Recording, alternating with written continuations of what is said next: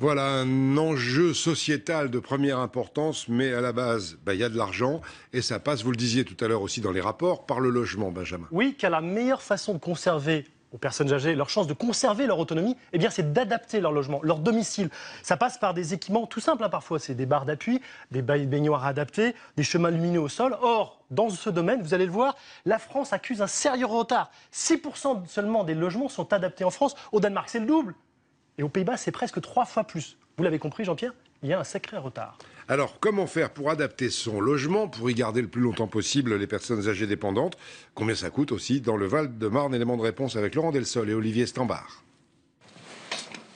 Suite à une opération de la colonne vertébrale, Geneviève a perdu une partie de son autonomie. Mais elle refuse de quitter sa maison, construite par son mari, aujourd'hui décédé. Je vis avec le souvenir de mon mari. Moi, je l'ai dans toutes les pièces. Et me retrouver même dans un 4 ou 5 ou 6 pièces dans un appartement, pour moi, ça serait un vide.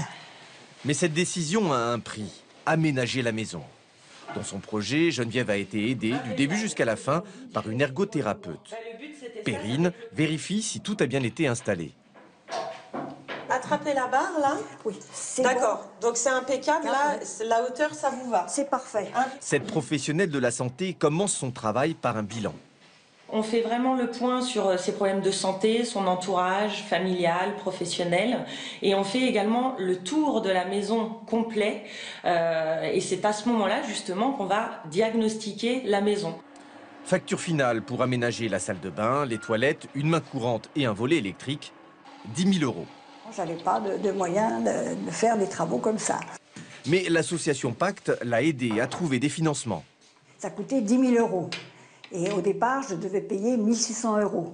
Mais ils ont tellement trouvé un financement extraordinaire, il n'y a pas d'autre mot, que j'ai payé que 60 €. Troisième fois. En règle générale, l'association Pacte parvient à financer au moins la moitié des travaux. Mais les aides sont différentes en fonction des situations.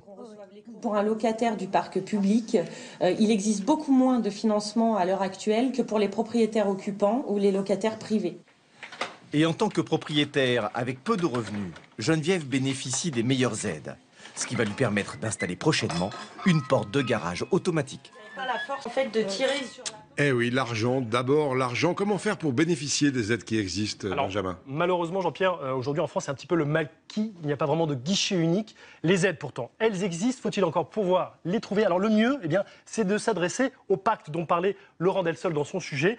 Derrière ce sigle, eh bien, un réseau d'associations. Il en existe une dans chaque département. Le rôle, eh bien, c'est de diagnostiquer la nature des besoins, des travaux dont vous avez besoin, de trouver les financements auprès des caisses de retraite, des mutuelles, des régions, des départements. Et sachez par ailleurs qu'il existe un crédit d'impôt de 25% sur les dépenses réalisées. Donc c'est à noter. Alors, Le pacte, ça se trouve sur Internet ou ça se trouve dans l'annuaire? absolument, c'est très simple à trouver. Et encore une fois, vous en avez près de 145 en France. Donc il y a de quoi faire.